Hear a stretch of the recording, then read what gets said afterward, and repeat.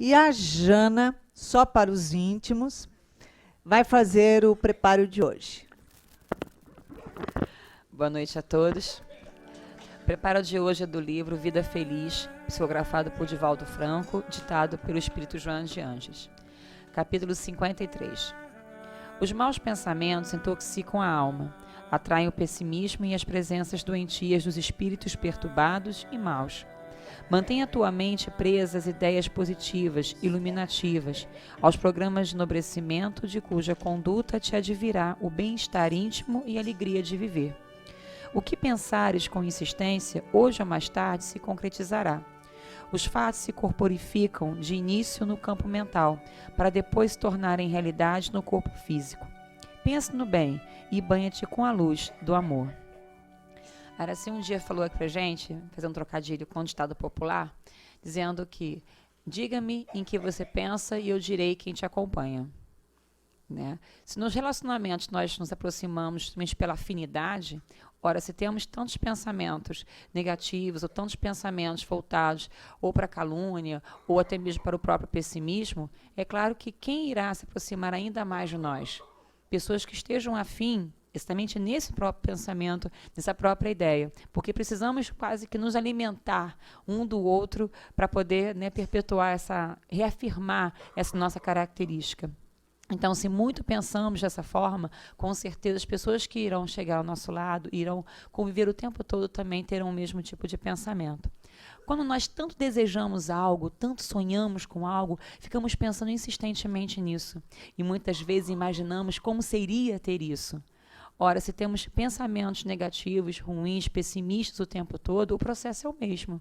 O que nós estamos dando para o universo? Que, na verdade, o que desejamos é algo ruim. Ora, o nosso Pai, né, bondoso, o que Ele faz? Ele nos dá aquilo que a gente deseja. Então, se nós queremos isso, então você vai experimentar o que é ter o que você pensa. E é claro que ele faz isso para que nós possamos aprender que isso não é legal. Se nós mudarmos nossa conduta e pensarmos sim de uma forma mais positiva, teremos um caminho melhor a ser traçado. No mínimo, em cima da certeza de que tudo acontece para o nosso bem, por um propósito maior. Uma boa palestra a todos.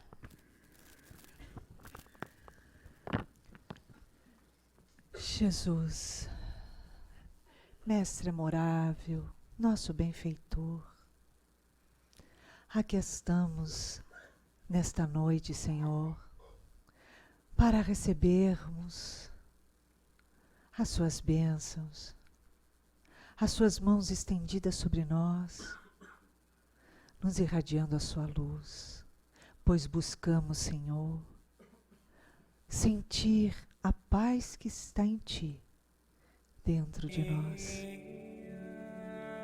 Assim pedimos a nossa benfeitora amorosa, Joana de Ângeles, que com o seu carinho e a sua inspiração envolva a Cristiane Niero, trabalhadora da casa, nos estudos que ela preparou para a noite de hoje. Graças a Deus.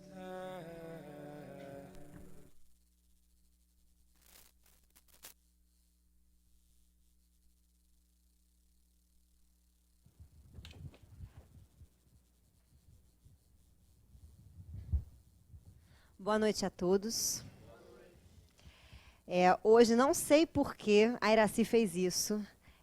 Depois de falar tudo isso aqui, ela me dá o seguinte tema, o filho pródigo. Eu não sei por quê, entendeu? Não sei, né? Não, Clóvis, aqui, ó, tá falando que é maldade, não queria dizer nada, mas a Luzia tá aí no domingo. Enfim, vamos falar então sobre o filho pródigo, né? A parábola do filho pródigo é a parábola que assim, é uma das que eu mais gosto, né? E por que eu gosto tanto dela? Porque ela é a primeira parábola que Jesus fala depois que ele volta da sua experiência do deserto. Então, para a gente poder começar a entender a parábola, eu vou explicar por que uma parábola.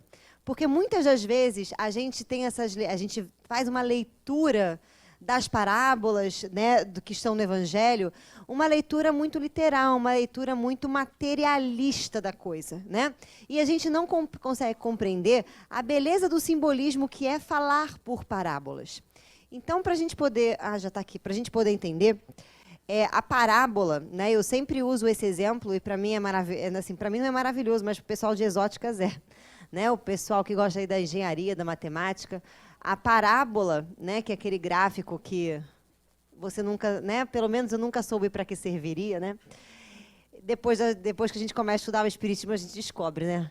É um símbolo material que se usa para que a gente possa ter o entendimento de um símbolo espiritual, tá?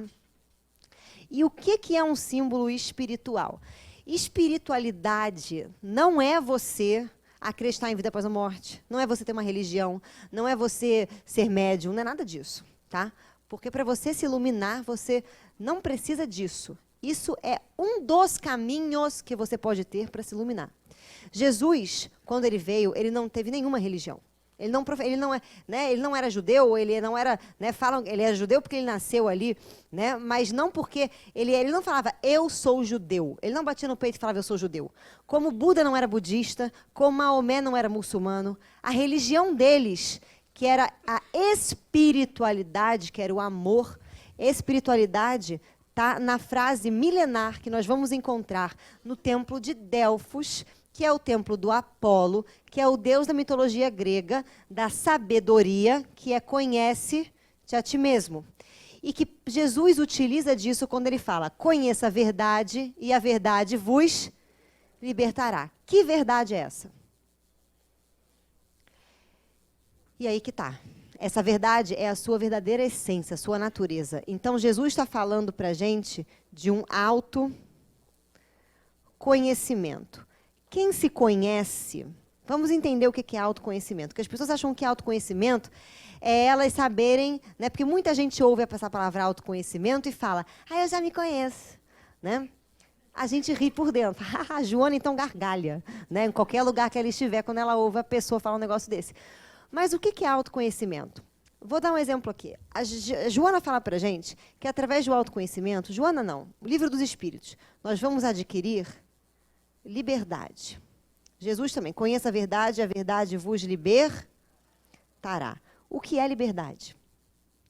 Aí a gente ouve aquela famosa, né, frase feita, liberdade é fazer tudo o que eu quero, na hora que eu quero.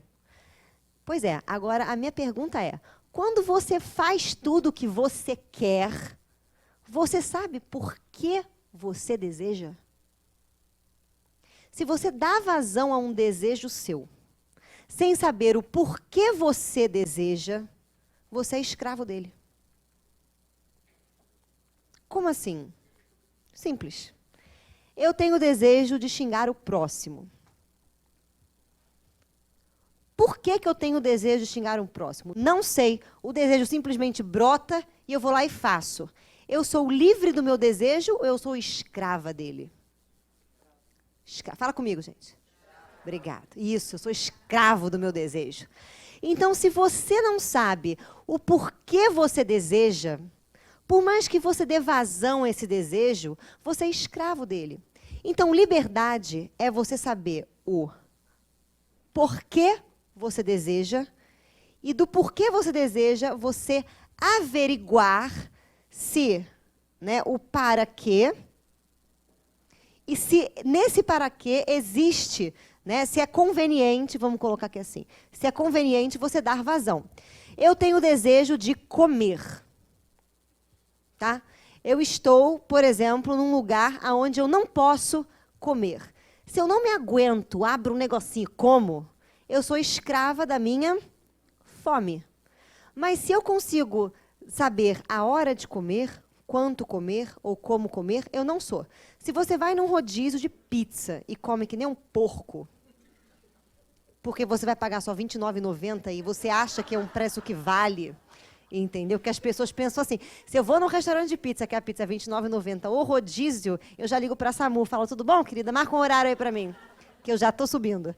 Né, meu bem? Porque todo mundo vai ficar destruído aqui dentro. Mas você, Se você vai num rodízio de pizza e você não consegue, porque ninguém tem vontade de comer 15 pedaços, né? 18 pedaços, né? 97 mil pedaços. Você vai comer no máximo. Você come 4, 5 se você for um bom comedor, né? Se você for homem, eu não vou fazer a conta, né? Porque homem come mais que mulher, mas as mulheres é assim. E mesmo assim, quando o quinto chega, você já está pedindo arrego. Você fala, por favor, não. Tomara que esteja ruim, né? Para você não comer. Então, significa o seguinte, se você não consegue se controlar, você é escravo da sua fome ou você é livre dela? Escravo. Então, liberdade é você ter entenderam o que é autoconhecimento? Isso é vida espiritual. Porque aí você sabe sobre si. E você faz a primeira coisa que Jesus falou. Conheça a verdade e a verdade vos libertará. Beleza, ótimo. Aí as pessoas perguntam assim, lindo, Jesus, a gente já entendeu, a gente está aqui fazendo, mas como? Né? Como não estou achando a verdade, né? Eu procuro e não acho, não sei por onde começar. Aí Jesus... Jesus é aquela pessoa que, né, a gente fala, estava até comentando com a Araci hoje, que ele é tipo um professor de lamberóbica. Por quê? Porque o professor de lamberóbica, ele decora a coreografia, ele aprende, depois ele vai ensinar para os alunos. Aí ele começa, vamos lá! Aí todo mundo, ele tá para cá, todo mundo tá assim, né? Tonto. Aí depois ele não para não, gente, vamos lá! 1, e 2, e 3. E aí ele vai até você aprender, entendeu? Então Jesus é tipo um professor de lamberóbica. Ele vem, encarna para você aprender. Se você não aprendeu com uma parábola, ele vem contar outra. Se não aprendeu outra, ele multiplica pão. Se não aprendeu multiplicando pão, ele cura o leproso. Se não curou o leproso, ele vai fazendo até ser crucificado e falar, chegar. Deu. Mas aí, não incansável, o que ele faz? Ele inspira, gente, os discípulos. Inspira os discípulos para eles ficarem escrevendo. Não satisfeito, ele cria dirigente de casa espírita. E ele vai criando um monte, assim, ó. Cria médium, cria tudo. E ele tá lá, gente. Tá lá e, ó. E dá a lamberóbica. E a gente está aqui assim, não acho. Aí Jesus cansa, né? Mas ele não desiste nunca da gente. Então, vamos embora. Então, ele criou a parábola. Sim? O que é a parábola do filho pródigo? O que acontece com Jesus? Quando Jesus sacou que essa parada de autoconhecimento era o barato da vida, como é que ele sacou isso? Jesus já era um filho um pouco estranho. Por que um pouco estranho? Porque, primeiro, que a mãe dele era virgem, isso já é esquisito, né? Já é esquisito. A segunda coisa que a gente pode pensar é que o nascimento dele foi um evento, né? Vieram 3 reis magos, sei lá da onde, a estrela que ficava guiando, né? Quando a mãe dele ficou grávida, foi outro evento. Quando a minha mãe ficou grávida de mim, nem um anjo apareceu e falou para ela, você vai receber o filho do Senhor. Pelo contrário, deve ter aparecido um demônio e falado, eu vou acabar com a vida dela, né? Mas que foi mais ou menos isso que realmente aconteceu, tá, gente? Foi, né? Deu um trabalho, né, Zana? Imagina. Por isso que ela só quer ter essa filha só nessa encarnação mesmo, e já tá bom, né? Mas eu estou me candidatando, caso você queira ser meu pai, vai ter super aventuras, né? Mas vamos embora. E aí, o que acontece? Jesus já era um menino diferente. Ele já nasceu e Maria já sabia que ele ia dar problema. Por quê? Você fica pensando que ser pai de espírito de luz é tranquilo? Veja só como sofre Maria. Mas, né, Maria sabia, Jesus, olha só, você está num lugar que é um pouco assim, as pessoas são um pouco perversas, né, o pessoal não gosta do novo, então não fica fazendo parábola, não fica dando palestra no meio da rua, Jesus, que vão te crucificar. O que ele fazia? Dava palestra no meio da rua para ser crucificado. Então, assim, Jesus ia dar problema. É igual Francisco de Assis. Francisco, meu filho, a gente vive aqui numa sociedade onde ser cavaleiro é maravilhoso, né? O que você quer ser? Mendigo? Eu falo, mendigo não, filho, mendigo não. E não bastando ele ser mendigo, ele quis mudar toda a questão da igreja. E a igreja teve que se reformular. Ai, meu Deus, Francisco. Ou seja, ser pai de espírito de luz não é do bem.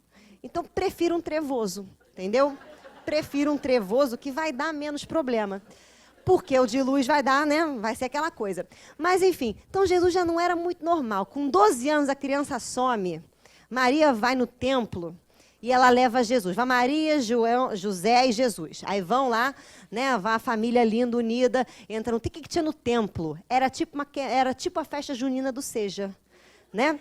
Era tipo um evento, só que não era uma festa junina. Era uma festa que durava 3 dias para você ir ter com Deus e estar com Deus. Esse moleque me some os 3 dias. Você imagina Maria num templo que é 32 vezes maior do que o Seja. A festa não era só aqui na rua do Seja, era no bairro da Barra. Some Jesus Cristo, né? Some a criança. Maria devia estar, gente, botando até no disco de denúncia, né? Na caixa do leite, né? Pelo amor de Deus, procura-se. Caso você ache, ligue para mim. Estava um desespero. Aí ela encontra Jesus aonde? No templo, um cotoco de 12 anos com a mão na cintura, dando um balé no fariseu. Né? O fariseu fazendo uma pergunta e Jesus, pá, pá. E aí Maria vê aquela situação, fica até meio sem graça, né? Fala, ai, gente, a mesma coisa que você dar um fora no Papa. Né? É quase a mesma situação. Aí Maria vê aquele negócio, fala, Jesus, o que você está fazendo aí? Ué, mãe, você não me trouxe aqui para estar com o meu pai, para falar sobre Deus? Aqui eu estou fazendo isso. E Maria já percebeu que não ia dar muito certo essa história, né? Porque nem ela estava fazendo isso, ela estava comendo lá o doce na cantina, enquanto Jesus estava tendo com Deus 3 dias. Era complicado. E Jesus, ele sacou essa coisa da verdade. E aí ele começou, ele tinha leitura sobre a Torá, porque lá, naquela época, você era bem educadinho. Você entrava no centro espírita, já ia evangelização, turma 1, turma 2, turma 3, turma 4, entendeu? Começava no recém-nascido. Então, Jesus tinha um conhecimento sobre a Torá. Mas ele conseguia interpretar a Torá de uma maneira que ninguém interpretava. E ele percebeu, né? Ele percebeu, porque ele tinha essa lembrança, ele é um espírito que tem uma ascendência maior que a nossa, que o barato da vida era o autoconhecimento. Porque se você se conhecesse, podia acontecer qualquer pipoca na sua vida, que você ia ser livre, pleno, para escolher o que fazer, sem ser escravo das circunstâncias e sem ser escravo de si mesmo. Logo, você ia estar feliz, né, em qualquer situação. Sim, era isso. E aí Jesus, para ele poder consolidar isso, o que ele faz? E por que eu estou dizendo que é isso? Porque tem uns espíritas que falam assim, às vezes, que eu não gosto muito, não. Ah, mas era Jesus, né? Como se Jesus nasceu, né, com um bônus, assim, tipo assim, mas como é Jesus, vem com um bônus da lembrança da outra vida. Então, não é assim. No livro de Emmanuel, no Renúncia, você vai encontrar o seguinte relato. Alcione, que é um espírito, onde que ela mora, gente? Ela mora na mesma colônia que está quem? Que estão os discípulos de Jesus, entendeu? Então, ela é, tipo assim, um espírito high-tech, sabe? Um espírito super puro e iluminado, é quase purpurina de tanto que brilha, é maravilhosa, né? Ela tinha uma paixão, como toda mulher tem, né? Porque toda mulher tem um dedo podre para escolher uma paixão. Ela tinha um dedo podre. Aí ela foi escolher uma paixão que já tinha um nome estranho, que era Pulox. Né, que isso não é nome de pessoa, né, nome de shampoo, né? Pulox para os seus cabelos, né? Enfim. E aí ele estava com esse nome do tal do Pulox. E ele, Pulox, ia encarnar, e estava ele andando num umbral, tirando onda num umbral, isso é um espírito que tira onda num umbral, não está puro mesmo, né? Estava ele tirando onda num umbral, com aquele manto preto, andando com 2 amigos do lado e falando, não, porque a reencarnação exige muito de nós, porque nós vamos reencarnar, e lá reencarnando, vamos viver por provas. Daqui a pouco os espíritos ficam meio, ai, gente, que saco, e vão embora. E ele fica sozinho, aí começa o processo de reencarnação. E como é que é isso? O espírito vai ficando fraco, vai dando um fade out na voz dele, sabe? Encarnou. É isso. E aí estava nesse momento fade out, né, dando fade out, quando ele sente que Alcione, por ser um espírito de muita iluminiscência, o espírito que é de luz, gente, ele não está em lugar nenhum. Ele abrange. Por isso que Jesus, ele está em todos os lugares. Ela era assim. Ela estava lá, ele percebeu e chamou por ela, ela materializou-se e falou, fala, Pollux. Aí ele falou, só deu tempo dele falar isso. Vou reencarnar, babô, me ajuda, vem comigo. E aí, não foram nessas palavras, tá, gente? Isso aqui, assim, né, por favor, né, a autoria é minha. E aí, Alcione ficou com pena de Pollux e falou assim, eu vou. E aí, o que ela faz?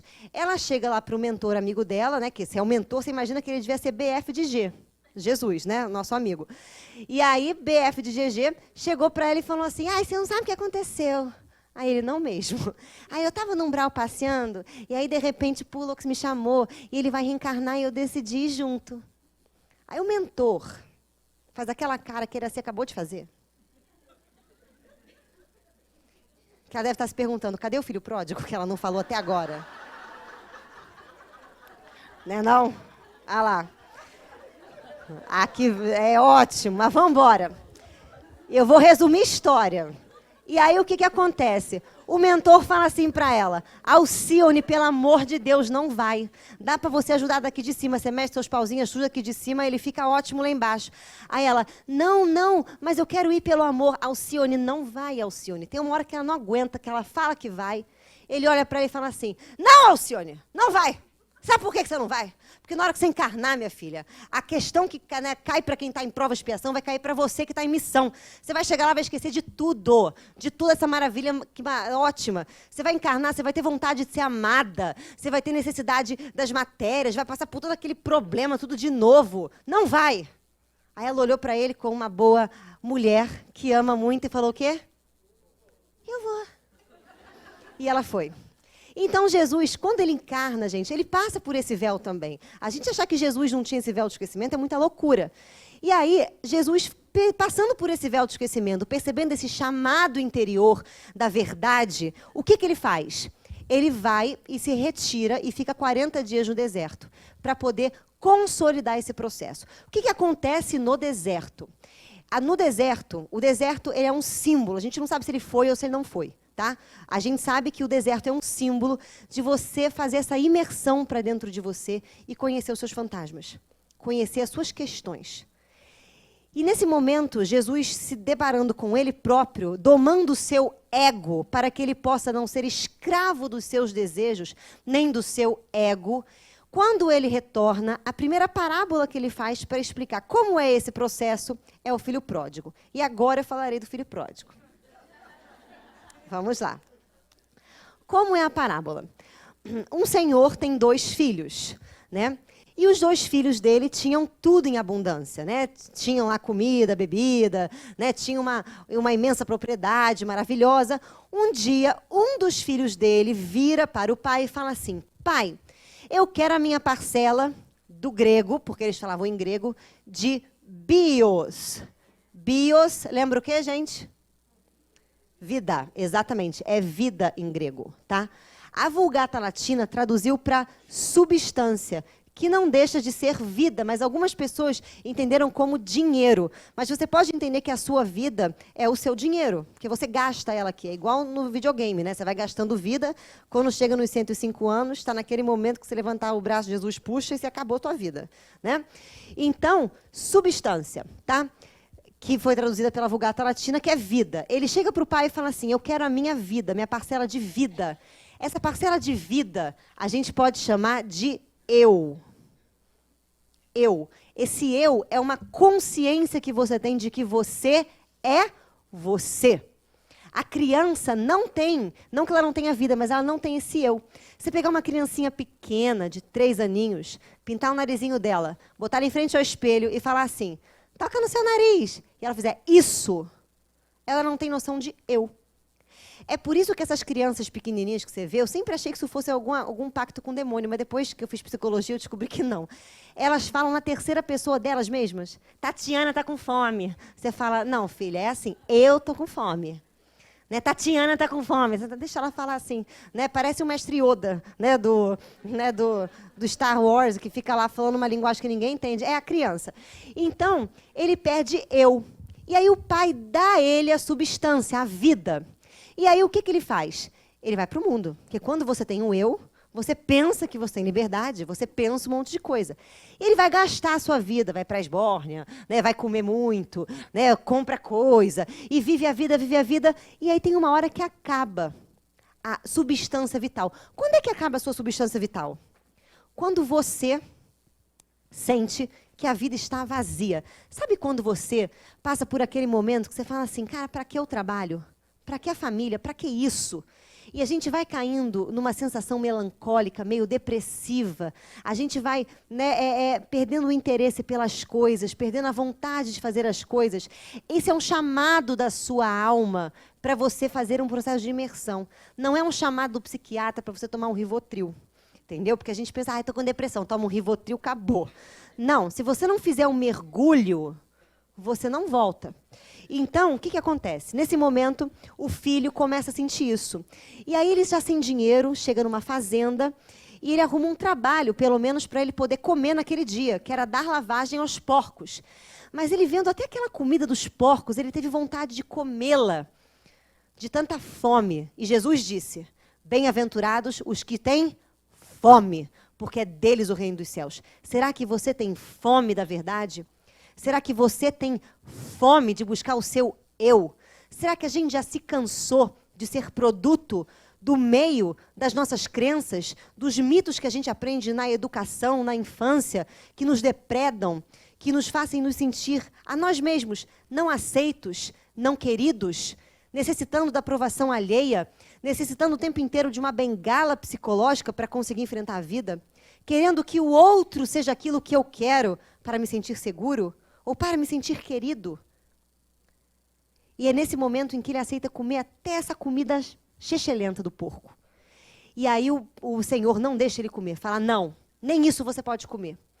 E aí, naquele momento de fome extrema, de secura, que é o símbolo do deserto, Jesus no deserto, buscando quem sou eu, ávido por paz, por libertação, é a hora em que ele pensa, na casa do meu pai eu tinha tudo, então eu vou voltar para lá.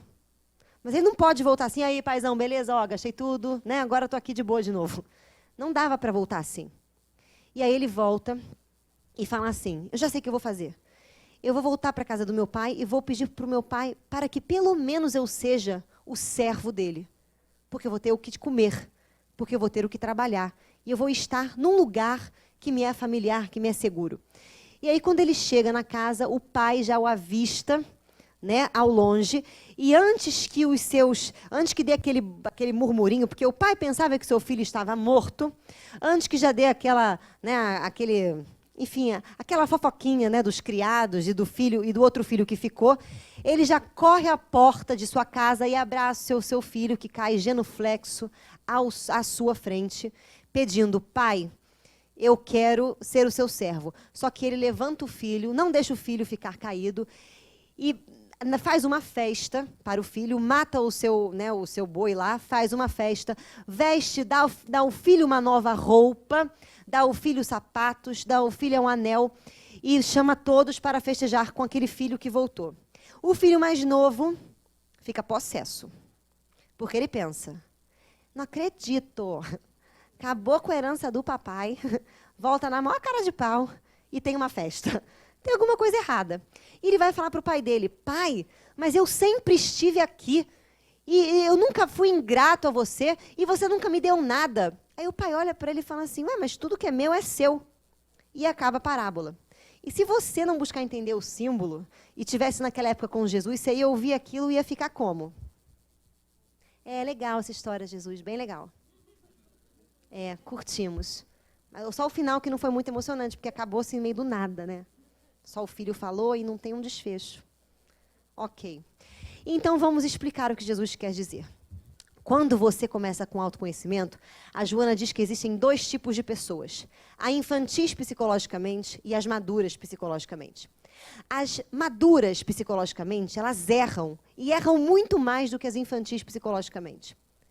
Mas a diferença delas e da infantis é que essas, quando elas caem, elas levantam. Elas não estão preocupadas se elas erraram ou não. Elas estão preocupadas em aprender. Então, elas não estão protegendo o seu ego. Elas não têm medo. Elas têm uma audácia, mas, ao mesmo tempo, uma humildade de reconhecer e de aprender. Por isso, elas são maduras psicologicamente. Por isso, elas vão em busca do autoconhecimento. E as imaturas psicologicamente erram bem menos do que as maduras, porque elas têm medo de errar e culpa. Então, elas não fazem as coisas, não saem do quadrado. E quando alguma coisa dá errado, elas projetam a culpa em outrem, em outra criatura, em uma circunstância. Nunca a culpa é delas. Sempre tem alguma outra coisa que é a razão desta culpa que ela está sentindo. Então, por essa razão, o filho pródigo é aquele filho que ousa pedir um eu, vai em busca do seu verdadeiro eu, da sua verdade. E para ele ir em busca dessa verdade, ele precisa errar, ele precisa estar no mundo, ele precisa refletir. Tem um filme chamado Sansara, que explica exatamente isso. Um sábio pega um discípulo para poder iluminá-lo, para poder fazer ele se tornar também um sábio. E aí chega em determinado momento do seu aprendizado, ele diz ao discípulo, olha, Mas tem algumas coisas que você vai ter que se abster, que você não vai nem poder fazer para se iluminar. Uma delas é o sexo. E aí o discípulo pergunta, mas o que é o sexo? O sexo é uma coisa horrorosa, que dá apego, a pessoa fica apegada no prazer, apegada, e ela não consegue se iluminar. No dia seguinte, o mestre ouve um barulho. Quando ele vai até a porta do mosteiro, está o discípulo correndo para fora, e ele pergunta, onde você vai? Ele falou, fazer sexo, porque eu não posso me livrar de uma coisa que eu não sei o que é. Eu não posso me libertar de um desejo que eu não sei o que é. Nós precisamos conhecer. Então, os erros que nós temos na nossa vida são tesouros. Não existe errar e ser punido. Existem bons erros, se você souber refletir sobre eles. Porque o erro te dá a noção do acerto. Sem erro, você não acerta.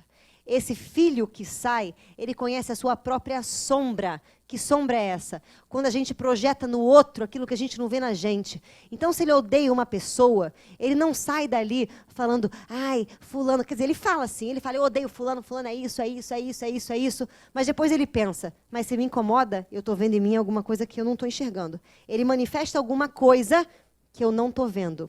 Façam essa experiência. Traga um favor à cabeça de vocês, a pessoa que você mais odeia.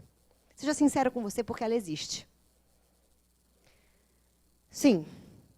E agora eu quero que você pensa bastante nessa pessoa aí, vou deixar vocês pensando, bota ela aí.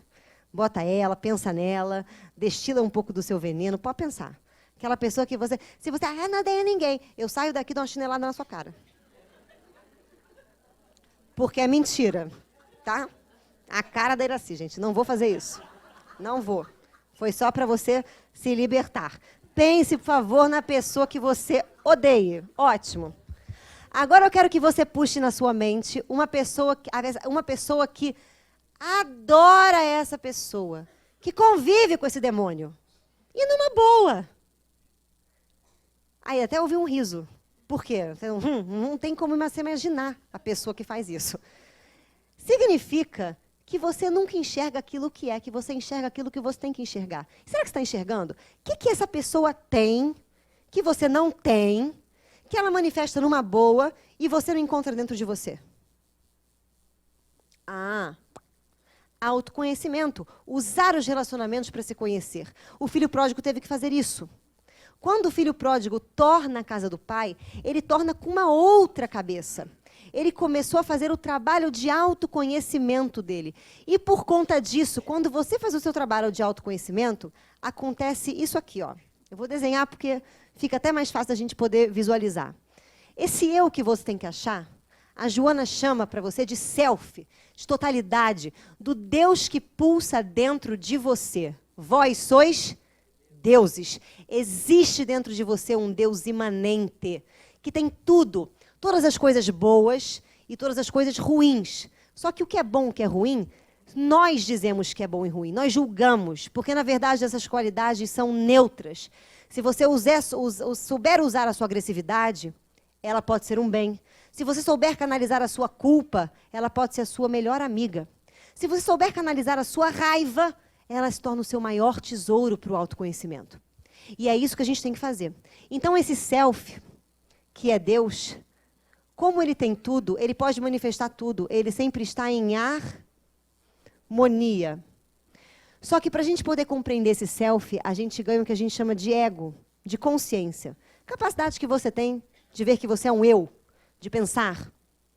E quando essas características vão vindo para cá, para a gente manifestar, o ego vai julgando, o ego vai castrando, vai dizendo que é errado, vai dizendo que não pode. E aí, até você aprender a utilizar, o universo vai trazer para esse ego o que a gente chama de desafios. Ou uma palavra melhor, vai trazer para a sua vida zicas. O que são zicas? Demônios. Vai trazer doença, vai trazer qualquer coisa, vai trazer aqueles bodes que você quer. Você vem para o centro para falar assim, Joana, me ajuda a passar por isso. Joana olha para você e fala assim, por quê? Aí você fala, porque está doendo. Ela fala, mas é para doer, filho. Sabe o que é para doer? É porque se doer, você vai mudar isso e talvez você se liberte de você mesmo. Agora, se não doer, eu vou tirar isso da sua vida, eu vou te dar um alívio. Mas sabe o que vai acontecer?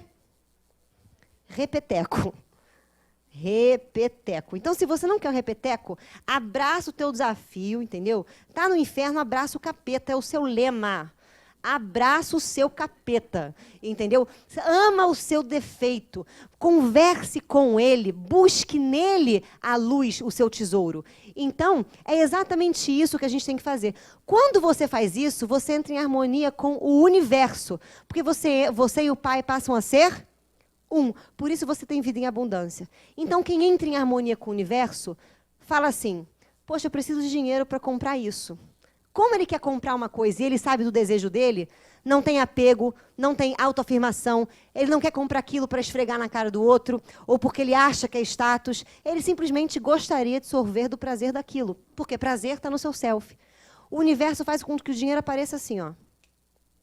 Agora, se você quer comprar e você não sabe o porquê, o universo vai olhar para você e falar assim, não, Deus não dá asa à cobra, filho. Deus não dá isso a você. Então, o alto, é isso que Jesus está falando. Quando ele entendeu isso no deserto, que ele fala, eu e o Pai somos um, é porque existe um grau de autoconhecimento no qual ele é livre para poder ser, fazer. A gente não muda nada do que a gente é nesse grau de liberdade.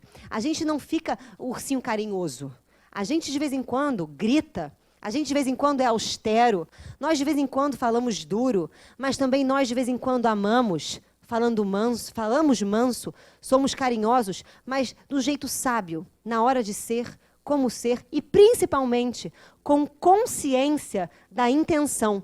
Se existe, né? O que é consciência da intenção? É sabendo do meu desejo, o porquê eu quero ser desse jeito, o porquê eu quero fazer isso.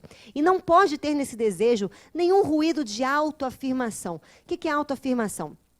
Eu vou mostrar para o outro aquilo que eu sou. Ou seja, você não tem que querer ser aceito. Você tem que saber sobre você mesmo. É ter consciência.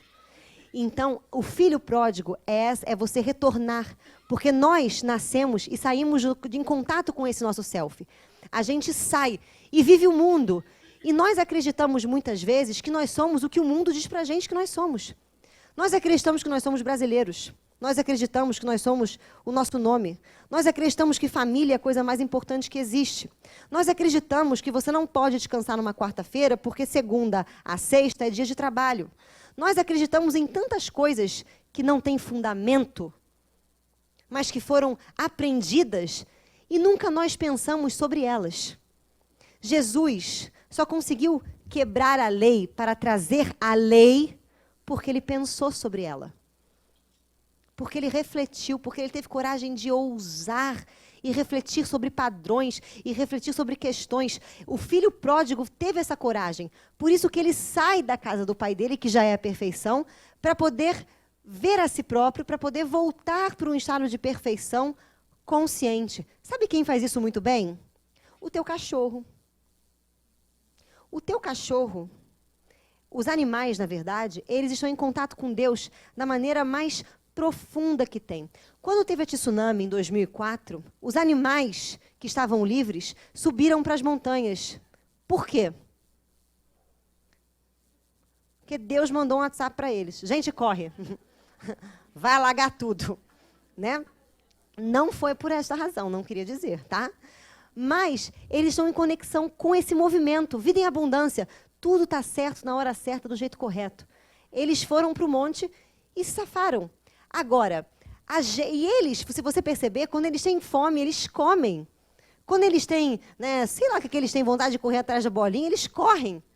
Quando seu cachorro está no cio e chega uma visita na sua casa, o que ele faz? E você chega para o cachorro e fala, é feio, Toby. Ela fala, desculpa, é feio. Né? O que o Toby faz? Dane-se. O Toby, ele não está nem aí. O Toby, ele tem uma liberdade muito grande para ser cachorro. E será que nós temos liberdade para ser humanos ou nós queremos ser santos? Se você não tem liberdade para ser humano, você não conhece sua totalidade. Você não sabe o que é ser bom, porque dentro do bem tem que existir esse mal, que é um julgamento só nosso, que na verdade não é um mal, se bem utilizado. Então, e o cachorro, perceba que o cachorro nem é ressentido. Você chega em casa bravo, fala, sai! O cachorro sai. Se você olhar para ele 5 segundos depois e falar assim, vem aqui, ele vem. Menos a Flair, né, Clóvis? A minha cachorra não faz isso, ela é ressentida. É que ela já está no nível quase pessoa, né? Aí quando você fica quase pessoa, começa a dar problema. Mas o cachorro, ele não fica ressentido, ele não deixa de te amar. Ele vive em plenitude, porque ele é um cachorro e ele nasceu para ser cachorro, ele é cachorro. Nós não vivemos em plenitude, porque tem coisas que é do ser humano que nós procuramos o quê? Castrar, negar, achamos feio, é um defeito, não sei o quê, e não sabemos usar. E isso não traz liberdade para ninguém, porque você vai viver a vida inteira tentando não ser o que você é. Então Jesus, antes dele ser Cristo, ele se tornou o quê? Humano. É o processo de autoconhecimento. É o processo que Joana traz para a gente. É o processo que nós vamos encontrar dentro do livro do livro dos Espíritos. E aí você veja só, as pessoas às vezes dão a seguinte desculpa. Mas é porque era Jesus. Aí no livro dos Espíritos, aliás, isso foi falado no congresso pelo André Trigueiro e foi muito bem colocado. No livro dos Espíritos perguntam, o que falta para a gente, então, descobrir essa verdade? Sabe qual é a resposta? Vontade. Será que nós temos vontade? Será que nós temos essa pegada por... Será que a gente se ama a tal ponto de falar assim, não, eu vou me libertar de mim mesmo, eu vou me iluminar, eu valho a pena. Eu valho a pena. Ouve a voz da sua cabeça, porque muitas vezes você fala, eu valho a pena, e a voz da cabeça diz, só que não. Entendeu? A gente pensa assim. Então é esse só que não que tem que mudar. Por que só que não? Da onde eu tirei essa ideia? E começar a fazer um trabalho de libertação. O filho pródigo, quando ele volta para o seu eu, ele sai do seu eu, vive crenças, valores, pensa sobre elas, para voltar para o seu eu pleno, consciente. Então essa volta do filho pródigo, ele não volta mais o filho pródigo. Ele volta um homem sábio. Ele faz um caminho de sabedoria. A reencarnação é o símbolo disso.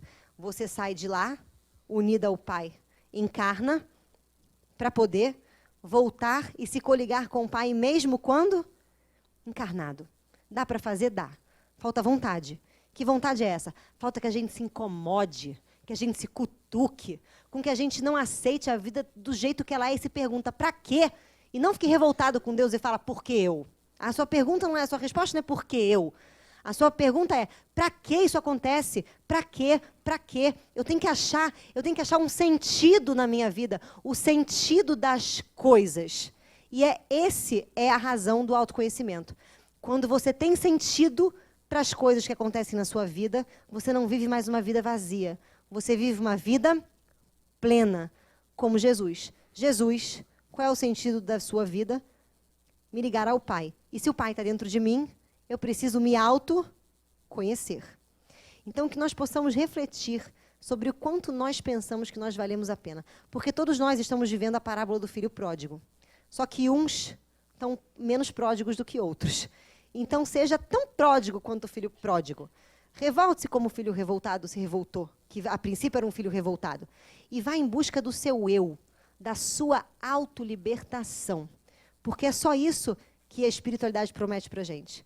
Porque se ela retirar o sofrimento da sua vida, mas você não tiver retirado o sofrimento de dentro de você, a gente carregando o peso de ser quem a gente é, porque ser quem a gente é para a gente, às vezes, é um peso.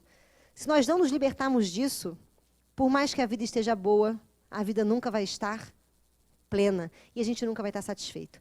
Então, que essa seja a reflexão da nossa semana. O quanto nós valemos a pena, o quanto nós buscamos por esse tipo de libertação, que é o que a gente chama de evolução espiritual. Agradeço a todos, tenham uma boa noite. Muito obrigada.